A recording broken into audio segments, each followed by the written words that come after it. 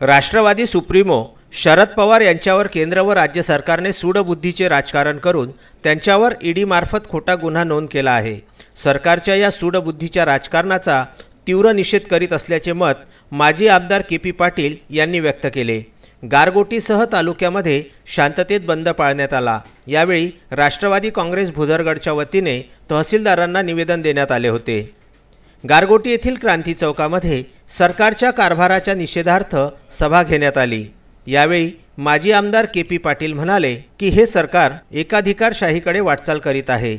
आज गारगोटी येथे तमाम गारगोटीतल्या राष्ट्रवादी काँग्रेस पक्ष आणि इतर सगळ्या लोकांनी उत्स्फूर्त असा बंद पाळलेला आहे। ज्या पद्धतीनं शरद पवार साहेबांना ईडीची चौकशीसाठी बोलवण्यात आलेलं आहे ती पद्धत अतिशय चुकीची आहे।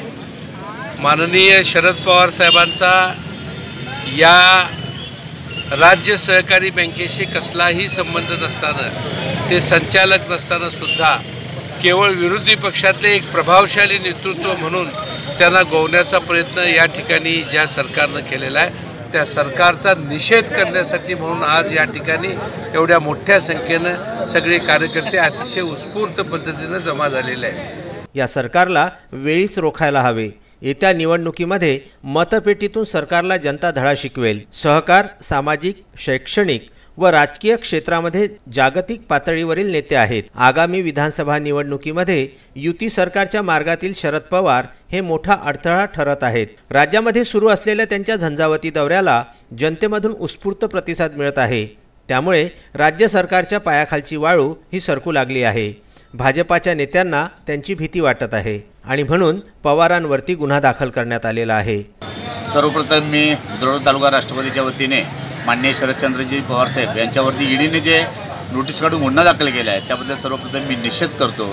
कारण महाराष्ट्राची शिखर बँक म्हणून महाराष्ट्र राज्य बँक आहे आणि त्या संदर्भात 2005ला त्याच्यावर भ्रष्टाचार झाला असा तत्कालीन मुख्यमंत्री माननीय चव्हाण साहेब यांनी गुन्हा दाखल केला होता आणि त्या गुन्ह्याची आत्तापर्यंत चौकशी झाली नव्हती, परंतु चौकशीचा अहवालसुद्धा आला नाही।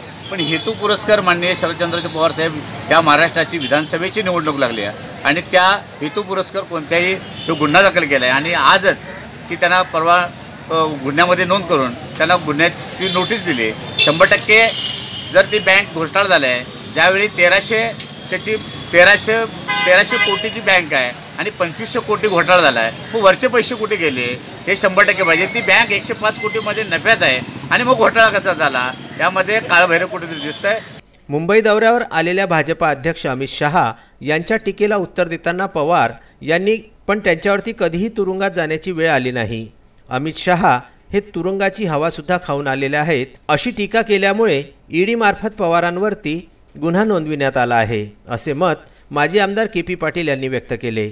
तालुकाध्यक्ष विश्वनाथ कुंभार, बिद्रीचे संचालक मधुकर देसाई यांनी या सरकारवरती यावेळी ताशेरे ओढले। ज्येष्ठ नेते पंडित केने, जिल्हा बँकेचे संचालक रणजित सिंह पाटील, बिद्रीचे संचालक धनाजी देसाई, मधुकर देसाई, केना पाटील, बी.डी. भोपळे, संचालक विलास कांबळे, संग्राम देसाई, सुनील कांबळे, माजी सभापती संभाजी मोरे, शेखर देसाई, विलास झोरे, विजय आबिटकर, प्रकाश पाटील, अजित देसाई, उपसरपंच जयवंत गोरे, सर्जेराव देसाई, मुकुंद देसाई, सचिन देसाई, अजित आबिटकर, किरण पिसे, नामदेव देवर्डेकर, भालचंद्र कलकुटकी, अनिकेत मोहिते, भीमराव गुंड, शिवाजीराव कुरळे, के कांबळे, बाळासाहेब शिंदे, ओमकार पाटील, विष्णू नलावडे, प्रशांत गुरव, प्रशांत देसाई, राहुल कांबळे, संतोष मेंगाने आदी कार्यकर्ते यावेळी उपस्थित होते। कोल्हापूर जिल्ह्यातल्या गारगोटी येथून किशोर आबिटकर यांचा विदर्भ न्यूज करिता हा खास वृत्तांत।